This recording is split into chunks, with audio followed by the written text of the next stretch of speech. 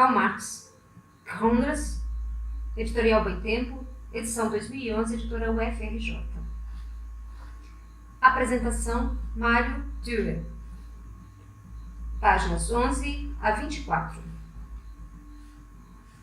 Os Grundrisse constituem o primeiro de uma série de manuscritos redigidos por Karl Marx no desenvolvimento de sua crítica da economia política, que culmina na publicação do livro 1 de O Capital, em 1867.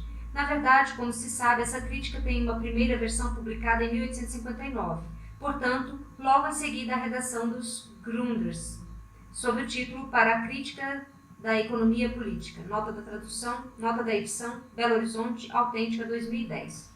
O volume inicial do primeiro livro de uma obra inicialmente projetada para 6 livros. As investigações preparatórias dos demais terminaram por suscitar a modificação do projeto original e resultaram nos chamados manuscritos de 1861 a 1863 e de 1863 a 1865. Na década e meia que transcorre desde os primeiros estudos de economia política até a redação do primeiro caderno dos Grundrisse, Marx deixa registrado em inúmeros cadernos de extratos e notas um imenso material que testemunha o longo processo de elaboração de sua crítica da economia política. Os Grundrisse marcam exatamente o princípio da consolidação desse processo que assume uma forma definitiva, ainda que parcial, somente 10 anos mais tarde no livro 1 de O Capital. Os estudos de economia política de Marx remontam à década de 1840. O prefácio para a crítica da economia política inclui uma breve descrição do itinerário de suas pesquisas sobre o tema, situando a decisão de investigar as questões econômicas nos anos de 1842 a 43. A necessidade desses estudos ficou lá patente quando, naquele ano, ou naqueles anos, como redator da Gazeta Renana, Marx se viu na embaraçosa situação de não dominar o assunto e, portanto, não poder intervir nos debates relativos aos chamados interesses materiais, suscitados pelas deliberações da Assembleia Legislativa Renana sobre o roubo de lenha e parcelamento da propriedade fundiária ou pelas controvérsias a respeito do livre-cambismo e protecionismo, divergências com os diretores acerca da condução da revista segundo Marx. Ofereceram-lhe o ensejo para deixar a publicação, retirar-se da cena pública e retomar os estudos. Nota 1. Karl Marx, Prefácio para a Crítica da Economia Política, citado no inciso 3. Aparece nos Anais Franco-Alemães, publicados em Paris em 1844, foi o primeiro trabalho de Marx para esclarecer tais dúvidas. Essa investigação permite-lhe concluir que, cita, nem as relações jurídicas nem as formas do Estado podem ser compreendidas a partir de si mesmas, ou do assim chamado desenvolvimento geral do espírito humano, tendo antes a sua origem nas condições materiais da vida, cujo conjunto Hegel resume sob o nome sociedade civil, e que a anatomia da sociedade civil deve ser buscada na economia política. Nota 2. Karl Marx, Críticas da Filosofia do Direito de Hegel, Introdução, em Crítica da Filosofia do Direito de Hegel, São Paulo, Boitempo, 2005, nota da edição. Essa é a justificativa teórica para os estudos da economia burguesa no período que se estende de 1843 a 1849. Em 1844, por exemplo, Marx sublinha no prefácio dos manuscritos econômico-filosóficos que o leitor familiarizado com a economia nacional perceberia com facilidade que os resultados ali obtidos foram produto de uma análise inteiramente empírica, fundada num meticuloso estudo crítico da economia nacional. Nota 3. Karl Marx, Prefácio do Caderno 3, Manuscritos Econômicos Filosóficos, São Paulo, Boitempo, 2004, página 19. Ao longo desses anos, Marx combina a atividade científica com uma intensa atuação política. Na verdade, não se pode afirmar que realiza plenamente a intenção de retornar ao gabinete de estudos, tanto em razão de seu envolvimento político quanto das frequentes mudanças de cidade e país, quase todas resultado de perseguição política. Em 1845, é expulso de Paris, para onde havia se mudado 2 anos antes, após deixar a redação da Gazeta Renana. Dali, transfere-se para Bruxelas, onde vive até 1848, quando é deportado da Bélgica. Retorna a Paris e, imaginando que a Revolução de 1848 se alastraria à Alemanha, regressa à colônia. Com a vitória da contra-revolução em toda a Europa, é banido da cidade alemã em 1849 e finalmente se refugia em Londres, onde vive pelo resto de sua vida. Nesse período, mesmo as condições ou em condições longe de favoráveis à atividade científica, Marx prepara, entre outros, os seguintes trabalhos, alguns dos quais em parceria com Engels. Em 1843, sobre a questão judaica e crítica da filosofia do direito de Hegel. Em 1844, glosas críticas ao artigo O Rei da Prússia e a Reforma Social, de um prussiano. Crítica da filosofia do direito de Hegel, introdução, e manuscritos econômicos filosóficos. Em 1845, a Sagrada Família e as teses sobre Feuerbach. Em 1846, a ideologia alemã. Em 1847, miséria da filosofia e trabalho assalariado e capital. E em 1848, Manifesto Comunista. Nota da tradução. Da edição. Karl Marx, sobre a questão judaica, São Paulo, Bom Tempo, 2010. Karl Marx, Crítica da Filosofia do Direito de Hegel, introdução em Crítica da Filosofia do Direito de Hegel, citado em Karl Marx, glosas críticas ao artigo O Rei da Prússia e a Reforma Social, de um prussiano, em Lutas de Classes na Alemanha, São Paulo, Bom Tempo, 2010. Karl Marx, manuscritos econômico-filosóficos citados.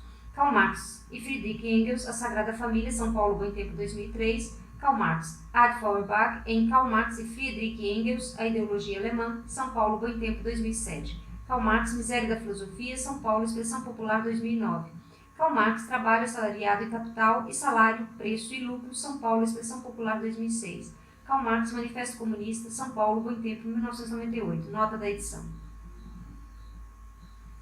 O imenso volume de materiais, como livros, revistas, jornais, relatórios oficiais e estatísticas, consultado por Marx na elaboração dessas e outras obras, pode ser conhecido com detalhamento graças ao caráter sistemático de seu método de trabalho.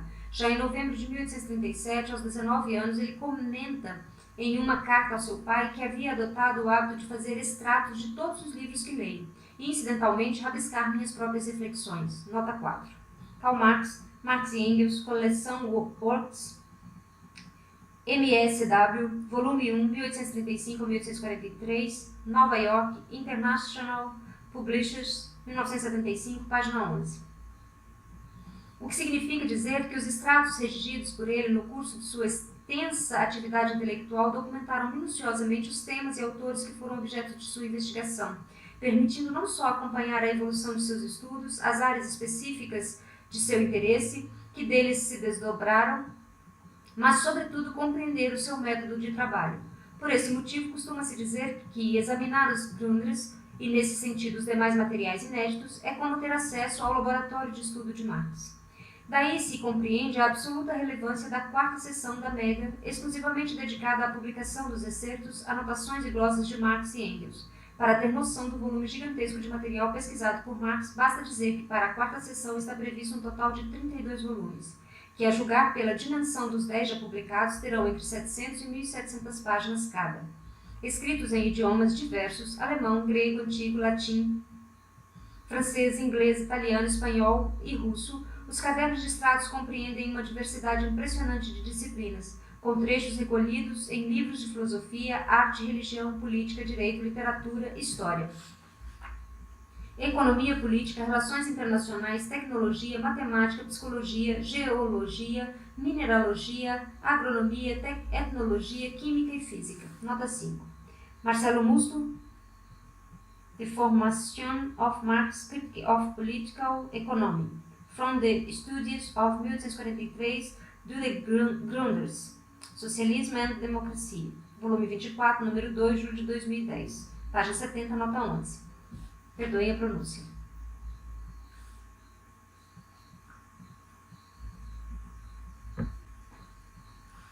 Recorrendo a esses cadernos, redigidos no período que se estende de 1843, quando Marx chega a Paris, e 1849, data do seu exílio em Londres, é possível constatar que ali começam seus primeiros estudos de economia política. Ao todo, são 27 cadernos de extratos compostos ao longo desses anos, e nas condições sublinhadas acima.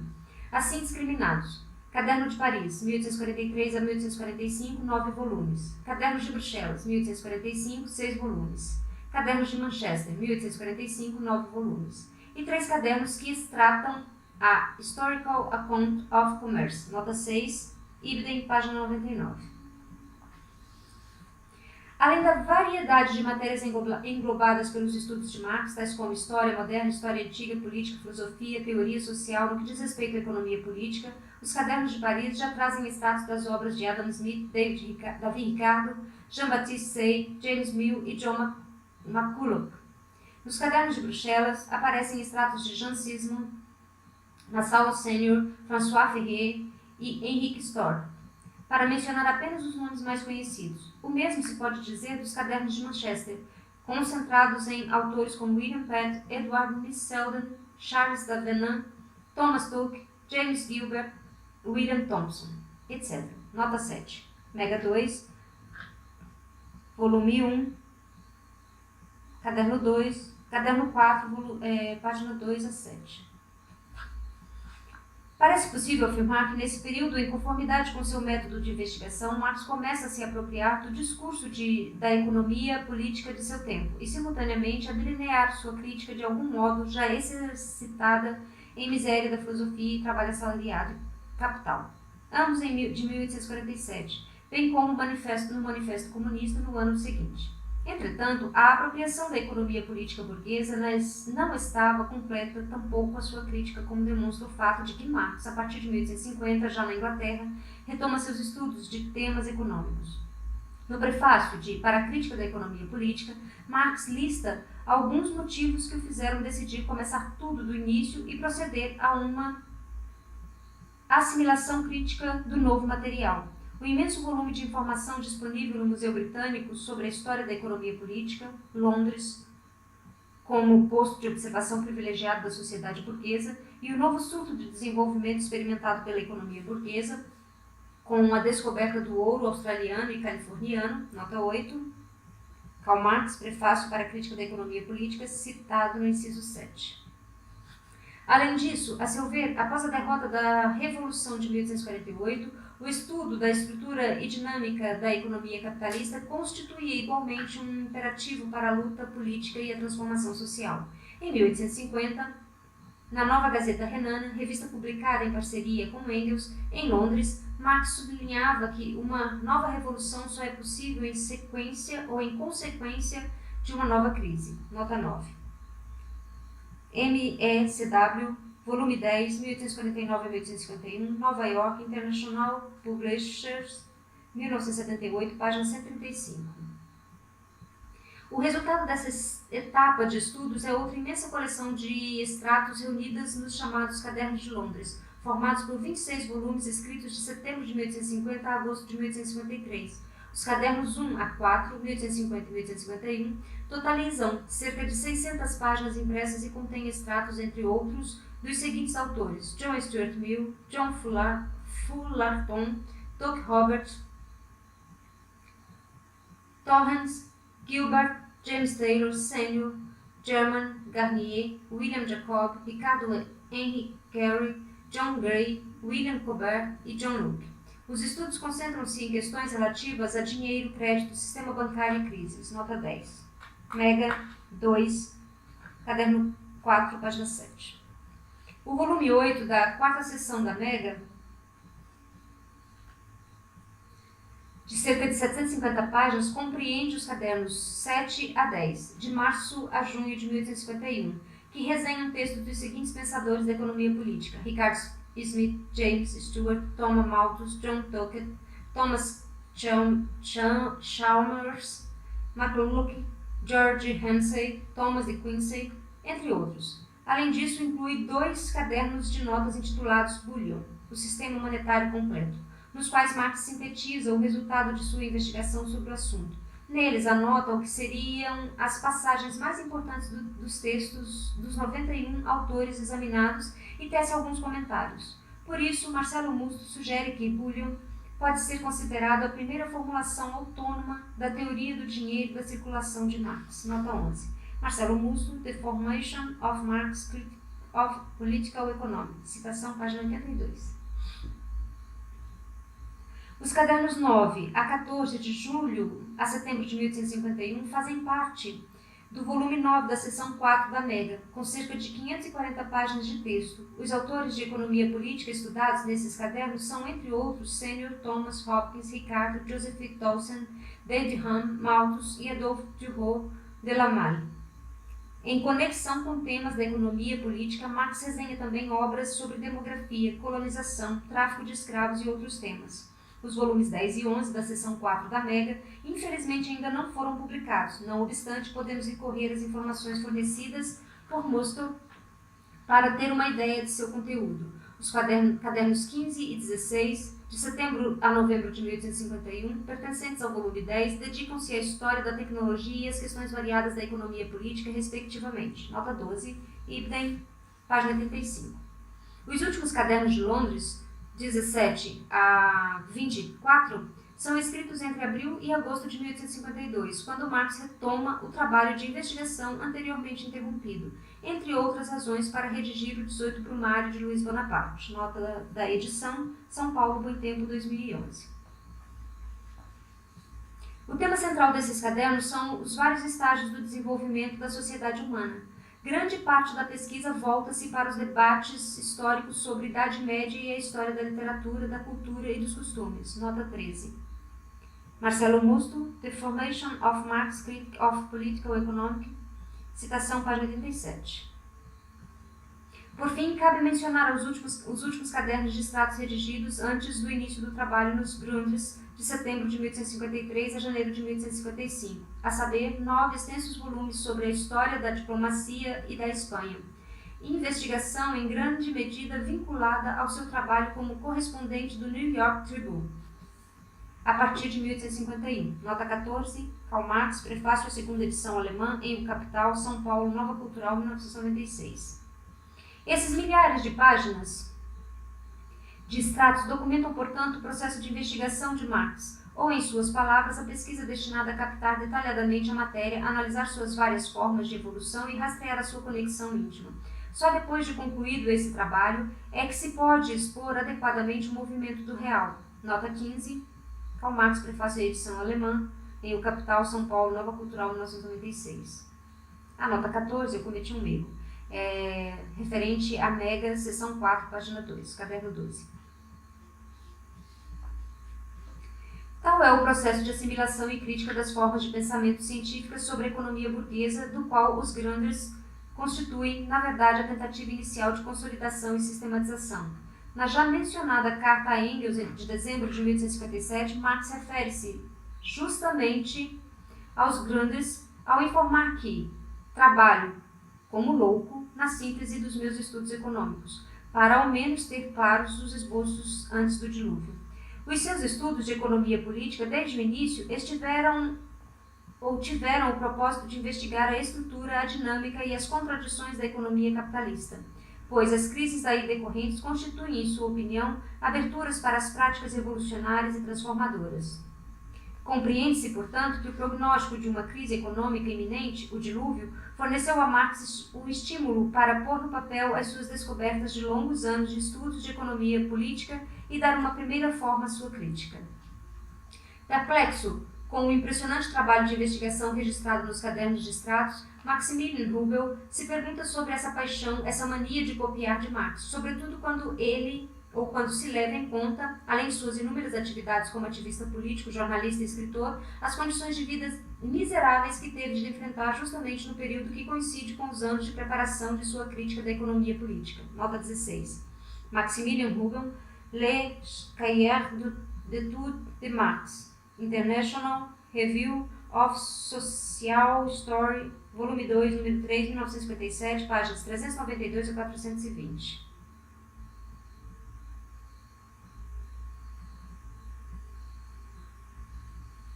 Vivendo em extrema pobreza, permanentemente sitiado por credores, cliente habitual de lojas de penhor, castigado por vários problemas de saúde, devastado pela morte prematura de 4 de seus 7 filhos, decerto em virtude das condições materiais em que vivia a família, o que de fato surpreende é como ele foi capaz de produzir nessas circunstâncias não só um trabalho magnífico, uma das teorias científicas mais importantes e influentes de todas as épocas, mas, acima de tudo, uma obra motivada por uma paixão genuína pelo ser humano.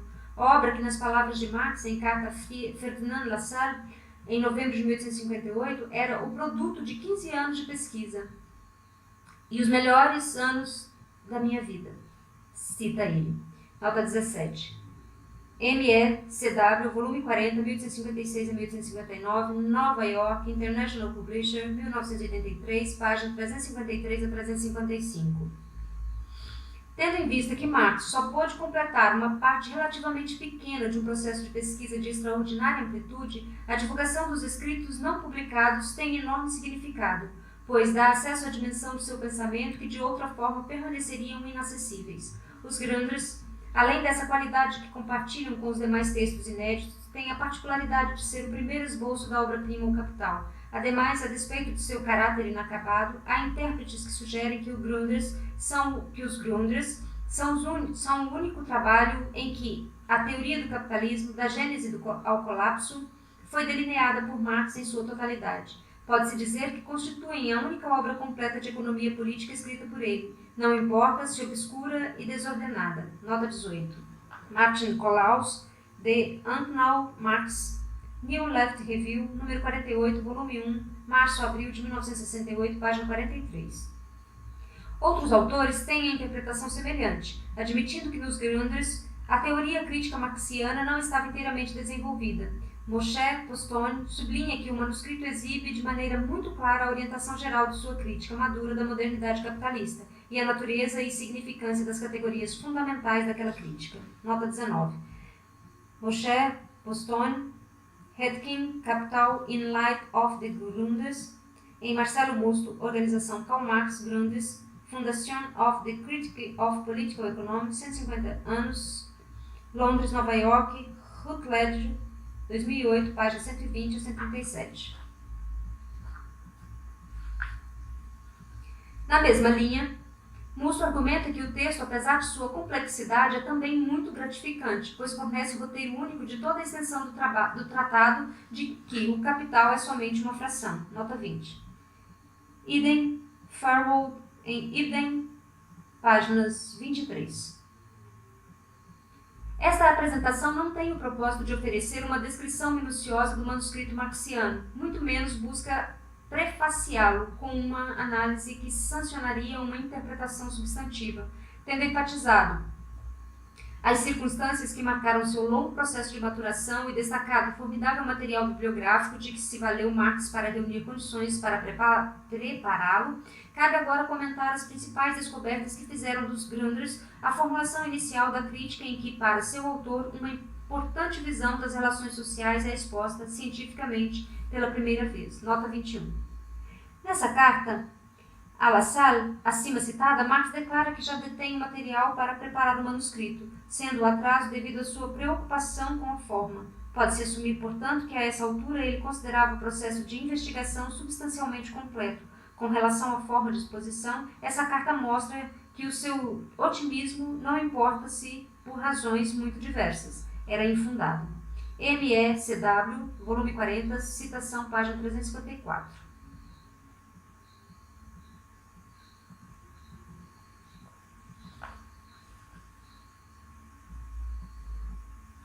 As categorias descobertas por Marx não aparecem nos dois textos que abrem os Granders, Bastiat e Carey e Introdução. O primeiro, a despeito de seu interesse como crítica ao que Marx denomina concepções harmonicistas do capitalismo, não tem o objetivo de expor a nova teoria crítica. A Introdução, por seu lado, talvez seja um dos escritos mais discutidos da obra marxiana, apesar de ter sido deixado de lado pelo próprio autor, que menciona apenas uma vez, nota 22. Karl Marx, Prefácio para a Crítica da Economia Política, citação inciso 3. E aparentemente ignorado por Engels, o interesse que o texto atrai pode ser explicado pelo fato de que, embora inacabada a introdução, representa um dos raros momentos em que as questões metodológicas são tratadas por Marx de maneira autônoma. Entre tantos outros projetos irrealizados, ele não encontrou tempo, como pretendia, para redigir um pequeno ensaio que tornaria acessível para o leitor comum o núcleo racional do método dialético que Hegel descobriu, mas também mistificou. Nota 23. Karl Marx, Prefácio para a Carta de Marx para Engels, janeiro de 1858, MESW, volume 40, citação, página 248. Ao fim do último caderno do manuscrito, há uma pequena seção intitulada Valor, que traz praticamente a mesma frase que abre o Capital. A primeira categoria em que se apresenta a riqueza burguesa é a da mercadoria. Nota 24, Grundrisse, página 758 desta edição.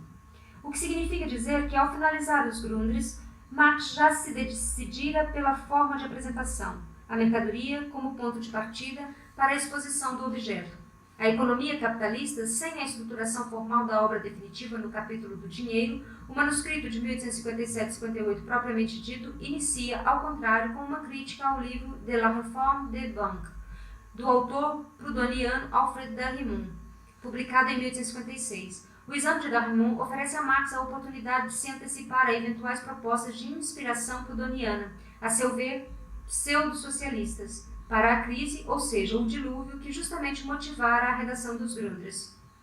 A crítica à proposta de reforma do sistema bancário de Darrimon, da mesma forma que as ideias de Proudhon, em Miséria da Filosofia, procura mostrar que, sob a aparência de uma proposta socialista, o que existe de fato é uma teoria positiva das relações sociais postas pelo capital. Em lugar de transformação radical da realidade nas obras de inspiração proudhoniana, o que se tem são propostas para reformar as estruturas existentes. Por essa razão, a crítica de Darrimon se desdobra na primeira formulação da teoria do dinheiro de Marx, onde aparecem os desenvolvimentos então inéditos de elementos essenciais de sua análise da forma mercadoria da riqueza na sociedade capitalista, de sua teoria do valor, além da exposição da gênese do dinheiro como resultado necessário do desenvolvimento da mercadoria.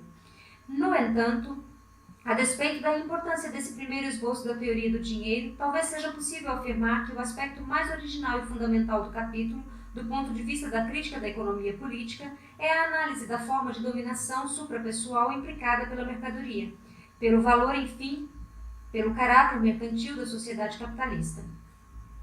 Pelo valor, enfim, pelo caráter mercantil da sociedade capitalista. Logo, após concluir sua crítica a Darrimon, Marx sublinha que, cita, a dissolução de todos os produtos e atividades em valor de troca pressupõe a dissolução de todas as relações fixas, históricas de dependência pessoal na produção, bem como a dependência multilateral dos produtores entre si. A dependência recíproca e multilateral dos indivíduos, mutuamente indiferentes, forma sua conexão social. Essa conexão social é expressa no valor de troca. O indivíduo tem de produzir um produto universal, o valor de troca, ou este último por si isolado, individualizado, dinheiro, ou este último, por si isolado, individualizado, dinheiro. O poder que cada indivíduo exerce sobre a atividade dos outros ou sobre as riquezas sociais existe nele como o proprietário de valores de troca, de dinheiro. Seu poder social, assim como seu nexo com a sociedade, o indivíduo traz consigo no bolso. Nota 25, Grundrisse, página 102 a 103 desta edição. A articulação entre os produtores, portanto, deixa de ser operada por relações de dominação e subordinação pessoais e passa a ser realizada pela troca, o que conecta os sujeitos, agora produtores de mercadorias. É a sua necessidade de produzir valor, riqueza universal, dinheiro, em suma, em uma palavra, vou ler novamente. O que conecta os sujeitos, agora produtores de mercadoria, é a sua necessidade de produzir valor, riqueza universal, dinheiro. Em uma palavra, os sujeitos são articulados como produtores, isto é, como meros trabalhadores, e nessa condição têm de produzir valor, riqueza abstrata e por isso crescente. Como resultado dessa forma particular de sociabilidade, determinada pela relação mercantil, os sujeitos, reduzidos a trabalhadores, estão subordinados à dinâmica incontrolada do produto de sua própria atividade, de seu trabalho. Nessas circunstâncias, como o valor é a categoria determinante do produto do trabalho, segue-se que o sentido da produção é a quantidade e, portanto, o seu crescimento ilimitado. Trata-se, desse modo, de uma forma de dominação abstrata em que o sentido do produto, o sentido da produção, da riqueza, está perdido para os sujeitos. Não cabe aqui, evidentemente, explorar em detalhes essa elaboração teórica nos Grundrisse, quase perdida em meio à análise das determinações do dinheiro, suas funções como medida de valor, meio de circulação, etc., sem mencionar uma descrição minuciosa dos metais preciosos como portadores de relação monetária. No entanto, é preciso dar-lhe o devido destaque, pois essa concepção de vida social entranhada e de dominação abstrata é central para a dimensão crítica do pensamento marxiano. São essas relações sociais de produção que, em razão da dominação abstrata que pressupõem e de sua tendência à reprodução, contínua e ampliada desqualificam as propostas de reforma, conferem sentido à teoria que informa as ações por sua transformação radical e inspiram as lutas pela emancipação dessas estruturas sociais de dominação autoproduzidas. Dispensável dizer que esse tema aparece em diversos momentos de O Capital, como na seção sobre o caráter fetichista da mercadoria e nas considerações sobre a maquinaria, que na qualidade de elemento do capital, em lugar de objetivação da produtividade do trabalho social, se apresenta como poder extremo ou externo, que submete o trabalhador e suga o trabalho vivo. O capítulo do Capital, o mais extenso do manuscrito, traz pela primeira vez, embora ainda de maneira lacunar e pouco sistemática, as categorias fundamentais da crítica da economia política marxiana, tais como mais-valor, a diferença de suas formas derivadas, força de trabalho ou capacidade de trabalho, como mercadoria, trabalho necessário e mais trabalho, mais valor absoluto e relativo, capital constante e variável. Nota 26, Mega 2, Seção 2, Aparato, página 776. Produção capitalista, sendo produção de valor, tem necessariamente de ser produção de mais valor. Mais valor, por sua vez, subentende um processo por meio do qual um dos envolvidos no processo de produção, no caso o trabalhador, produz mais valor do que recebe sob a forma de salário. Por conseguinte, a determinação da produção capitalista como produção de valor pressupõe a exploração do trabalhador, descoberta por Marx, e uma série de outras categorias fundamentais da economia capitalista. Duplo caráter do trabalho, processo de trabalho e processo de valorização, etc. O mais-valor, contudo, além de desvendar o mecanismo de acumulação de capital, isto é, a expropriação do trabalhador, expressa um processo ainda mais fundamental. Mais do que significar a exploração do trabalho, como de fato faz o mais-valor, representa a objetivação estranhada dos sujeitos, do potencial que possui o trabalho social de reproduzir de forma ampliada as suas condições antecedentes.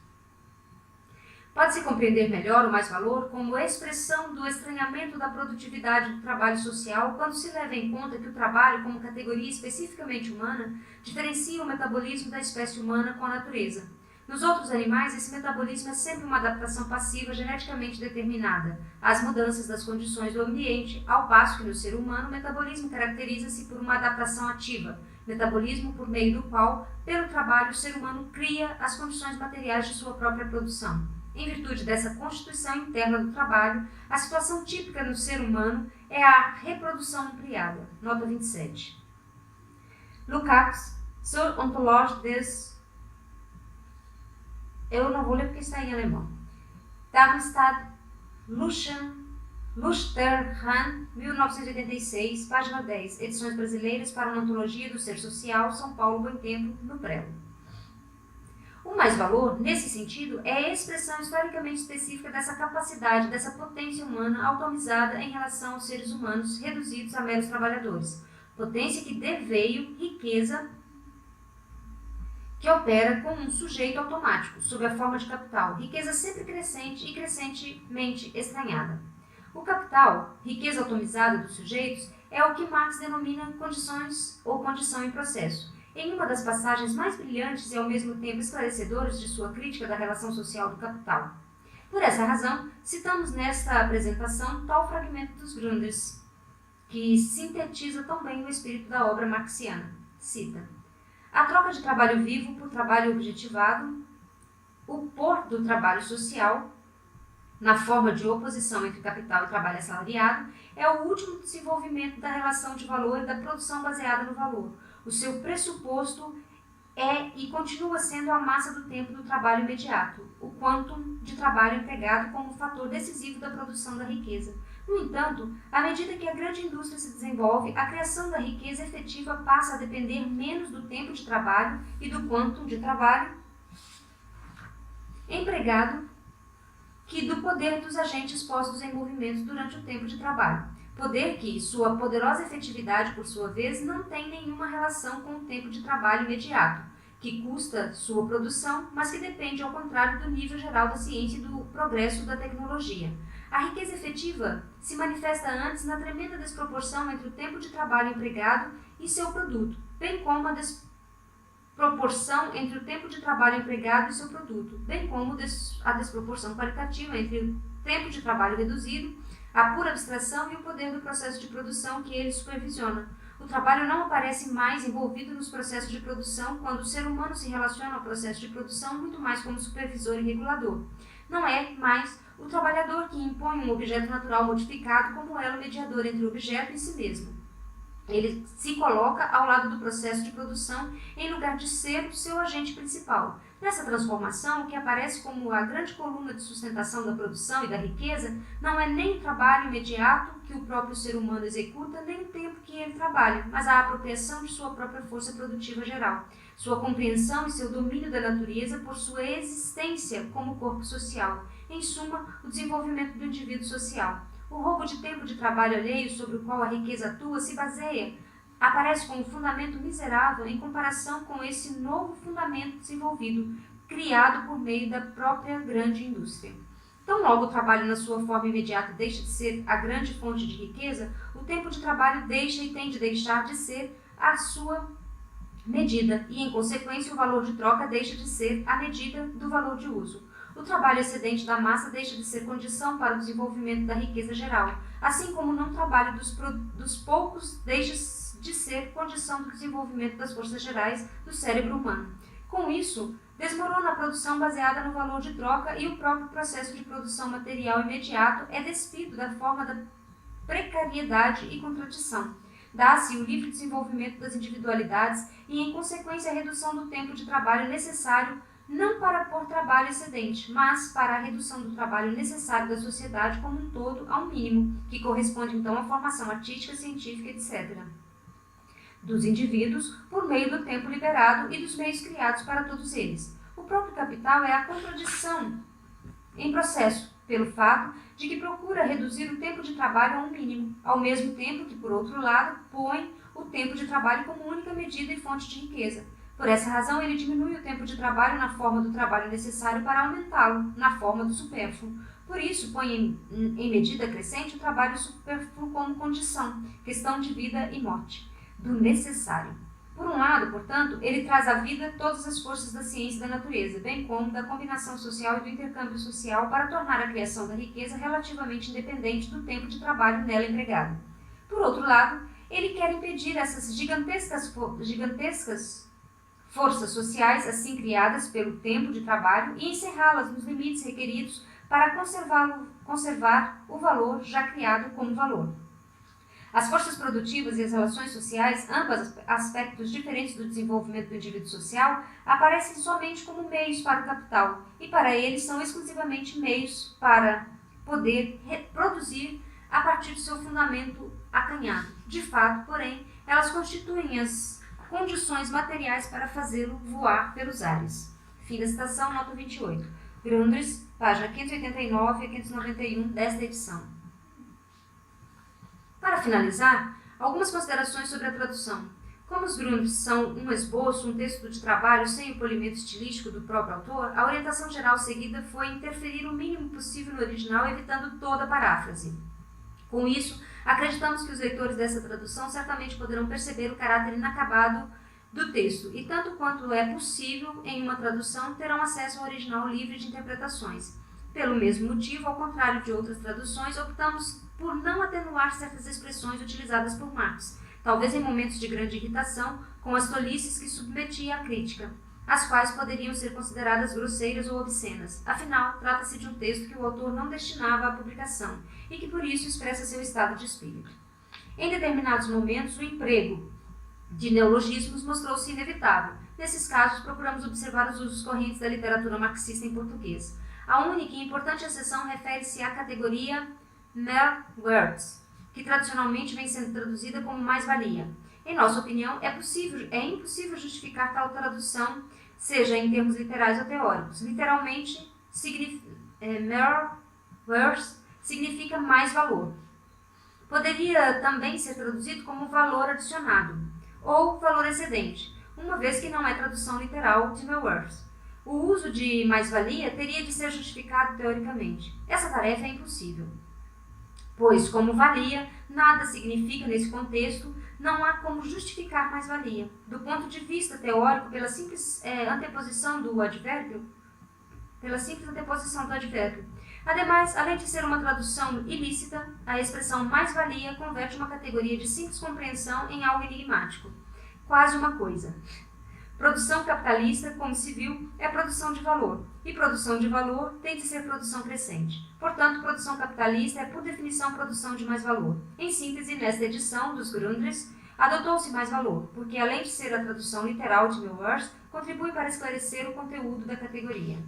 A revisão técnica e a uniformização do trabalho dos tradutores exigiam uma constante troca de informações, comparações e correções. A versão em português dos Grundrisse representa a consolidação de um processo de trabalho que envolveu inúmeras pessoas, desde os tradutores até os responsáveis pela edição da Boitempo, incluindo os colegas que apoiaram de diversas maneiras o projeto, e aos quais gostaria de deixar aqui registrados os meus sinceros agradecimentos. Em primeiro lugar, aos outros tradutores, particularmente ao Nélio Schneider, sempre disponível para dirimir dúvidas, aos colegas e amigos da Universidade Federal Fluminense, UFF, João Leonardo Medeiros e Virginia Fontes, pelo apoio e pelas discussões sobre aspectos teóricos da tradução, ao colega e amigo também da UFF, Victor Hugo Clarks-Brunn, pelas consultas sobre expressões em alemão, a Rodrigo Moerbeck, pelas sugestões de organização do texto, a Marcelo Musto, pelos esclarecimentos relativos à edição da Mega. Agradeço igualmente o apoio da Boitempo, de sua editora Ivana Jenkins, da editora adjunta Bibiana Leme e da responsável pelo trabalho de preparação do texto, Mariana Tavares. Fim da apresentação de Mário Duet.